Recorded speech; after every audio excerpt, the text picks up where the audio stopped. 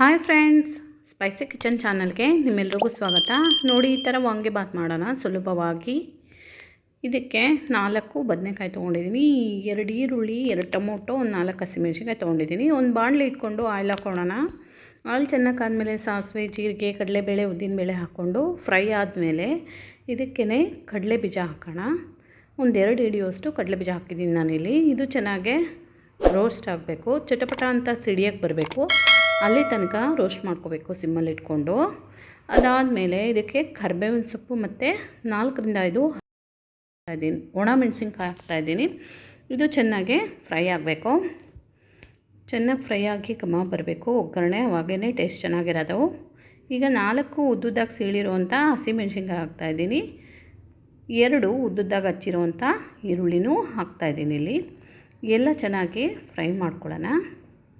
ಚೆನ್ನಾಗಿ ಸಾಫ್ಟ್ ಆಗಬೇಕು ಸ್ವಲ್ಪ ಈರುಳ್ಳಿ, ಅಲ್ಲಿ ತನಕ ಫ್ರೈ ಮಾಡೋಣ. ಈಗ ಚಿಕ್ಕದಾಗಿ ಹಚ್ಚಿರೋಂಥ 2 ಟೊಮೊಟೊನ, ಮೀಡಿಯಮ್ ಸೈಜ್ ಟೊಮೊಟೊ ಹಾಕ್ತಾಯಿದ್ದೀನಿ. ಇಲ್ಲಿ ನಾನು 2 ಟೊಮೊಟೊ ಹಾಕಿ ಟೊಮೊಟೊ ಸಾಫ್ಟ್ ಆಗೋ ತನಕ ಫ್ರೈ ಮಾಡ್ಕೋಬೇಕು. ಇದನ್ನು ಚೆನ್ನಾಗಿ ಸಾಫ್ಟ್ ಆಗಬೇಕು.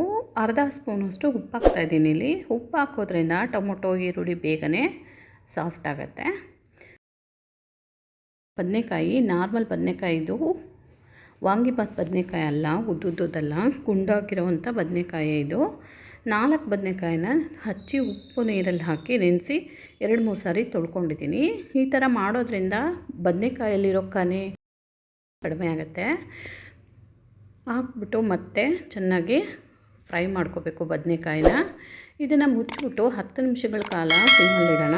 ಬದನೆಕಾಯಿ ಚೆನ್ನಾಗಿ ಸಾಫ್ಟ್ ಆಗಲಿ. ಈಗ ನೋಡಿ, 3/4% ಅಷ್ಟು ಬದನೆಕಾಯಿ ಎಣ್ಣೆ ಒಗ್ಗರಣೆನೇ ಬೆಂದೋಗಿದೆ. ಈ ಟೈಮಲ್ಲಿ ಇದಕ್ಕೆ ವಾಂಗಿಬಾತ್ ಪುಡಿನ ಹಾಕ್ಕೊಳ್ಳೋಣ. ವಾಂಗಿಬಾತ್ ಪುಡಿ ಮಾಡೋದು ರೆಸಿಪಿ ನನ್ನ ವೀಡಿಯೋಸಲ್ಲಿದೆ, ಬೇಕಂದರೆ ಚೆಕ್ ಮಾಡ್ಕೊಳ್ಳಿ. 2 ಸ್ಪೂನಷ್ಟು ವಾಂಗಿಬಾತ್ ಪುಡಿ ಹಾಕ್ತಾಯಿದ್ದೀನಿ. ಇಲ್ಲಿ ಅರ್ಧ ಸ್ಪೂನಷ್ಟು ಹಚ್ಚ ಖಾರದ ಪುಡಿ ಹಾಕ್ತಾಯಿದ್ದೀನಿ. ಅರ್ಧ ಸ್ಪೂನಷ್ಟು ಪುಡಿ ಬೆಲ್ಲನ ಹಾಕ್ತಾಯಿದ್ದೀನಿ. ಸ್ವಲ್ಪ ಹಿಂಗೆ ಹಾಕೋಣ. ಇಷ್ಟನ್ನು ಹಾಕಿ ಆದಮೇಲೆ 1 ನಿಂಬೆಹಣ್ಣು ಗಾತ್ರದ ಹುಣಸೆಹಣ್ಣು ನೆನೆಸಿಟ್ಟಿದ್ದೆ.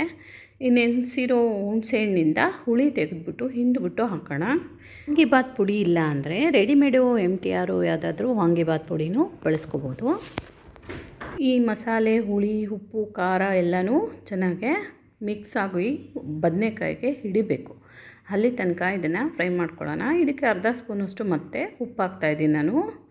ಈ ಉಪ್ಪು, ಹುಳಿ, ಖಾರ ಎಲ್ಲ ಕರೆಕ್ಟಾಗಿ ಬ್ಯಾಲೆನ್ಸ್ ಆಗುತ್ತೆ. ಚೆನ್ನಾಗಿ ಮಿಕ್ಸ್ ಮಾಡಿಕೊಂಡು ಮತ್ತೆ ಸಿಮ್ಮಲ್ಲಿಟ್ಟು ಬೇಯಿಸ್ಕೋಬೇಕು ಇದನ್ನು ಮತ್ತೆ 10 ನಿಮಿಷ. ಬದನೆಕಾಯಿಗೆ ಚೆನ್ನಾಗಿ ಮಸಾಲೆ ಎಲ್ಲ ಹಿಡಿಯುತ್ತೆ ಈ ಥರ ಮಾಡೋದ್ರಿಂದ.